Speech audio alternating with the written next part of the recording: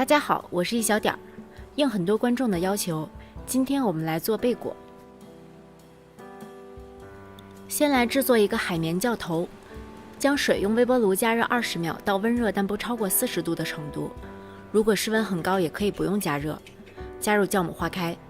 今天我们使用高筋面粉，面粉筋度高，做出来的贝果更有嚼劲儿。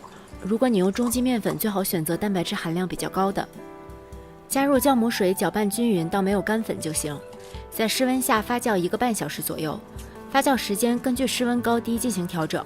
我的室温是25摄氏度。接下来制作煮面团。刚才发酵好的酵头体积会增大不少，含水量大，使它自然形成了很多面筋，里面应该是充满气孔，闻上去没什么明显的酸味儿。用酵头发面可以减少揉面的时间，还可以减少酵母的用量，改善面团的风味儿。再加入一点酵母，这个酵母称不出来的话，可以拿凉勺量，把它撒在面团上，让面团里的水分浸透酵母，方便它揉匀。加入面粉和盐。我们今天做的是无糖无油的贝果，在家待了几个月，我现在非常需要这种低脂的食物。如果你想放糖或油，我会把用量放在新西兰。将所有材料揉成团，根据面粉的吸水性调节面粉的用量。贝果的面团应该是偏硬一些的。我们先醒10分钟，让面团和水充分融合，再来揉面。醒过的面很快就可以揉搓均匀，就用这种普通揉面的方法就可以。面团水分少，面筋形成的还不好，揉太大力会出现这种裂纹。这个时候你只要轻轻揉一揉，就可以恢复光滑。揉5分钟，抻开看，它只有一点残破的膜。这种硬度的面团手揉基本是不可能揉出薄膜的，所以我们把它放到冰箱里静置10分钟。如果用厨师机，你可以直接用厨师机低速揉15分钟左右。经过静置的面团，面筋得到舒展，可以抻出一个还可以的膜，不是特别薄。但是贝果对于面团出膜要求不是很高，面筋没有揉完全，表面稍稍没那么光滑，但是口感上区别不是太大。面团的表面应该是很光滑的。发面我们可以找一个体积刚好是面团2倍的碗，这样比较容易判断面团的体积。室温下发到2倍大。作为参考，25度的室温下我发了1个小时。用手指蘸取面粉，在中间戳一个洞，它不应该回缩或者反弹。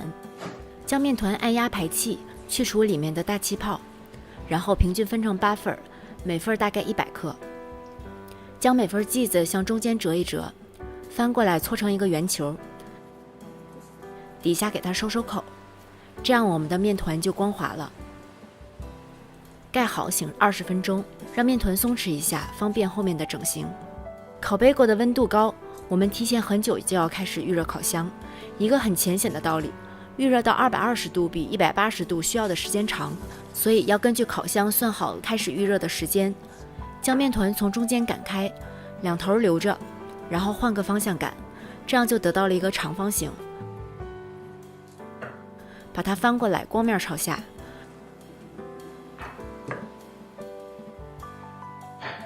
然后从上到下卷起来，卷紧一些，以免中间太多空隙。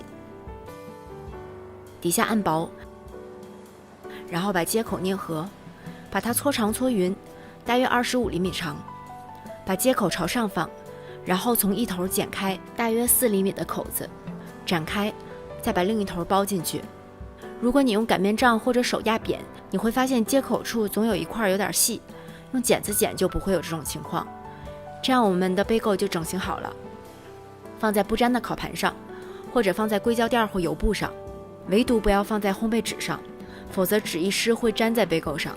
我喜欢把中间这个孔留差不多3到4厘米大，太小中间膨胀后受热不好，容易不熟。用保鲜膜盖好，防止变干。醒发30分钟，室温高可以20分钟，醒发时间越长它就越松软，反之就越扎实，所以可以根据喜好调节。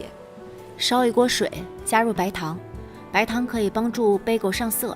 水开之后将火调小，保持微沸即可。然后将贝果光面朝下放进去，每面煮30秒。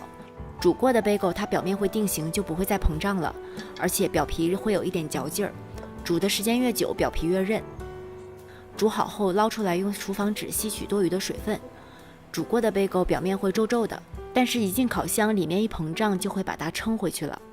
把烤盘放在预热好的烤箱中层，烤16分钟左右。中间有必要的话，可以把烤盘转180度，以免它们上色不均匀。到后期如果觉得颜色已经达到想要的深度了，可以盖上锡纸。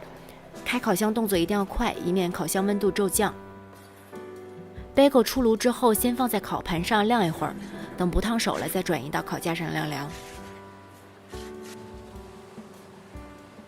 刚出炉的 bagel， 如果你趁热吃的话，它表皮会有点酥脆，但我最喜欢的还是用 toaster 烤一下，这样边边都会变成焦脆的状态。这就是传说中的注入灵魂。抹上各种口味的 cream cheese。bagel 的热度会让 cream cheese 稍微融化，表皮吃起来有点韧性，中间是酥脆的，里面是顺滑的。bagel 加 cream cheese 这个组合就是我心中早餐的白月光，至今还没有什么能够撼动它在我心中的地位。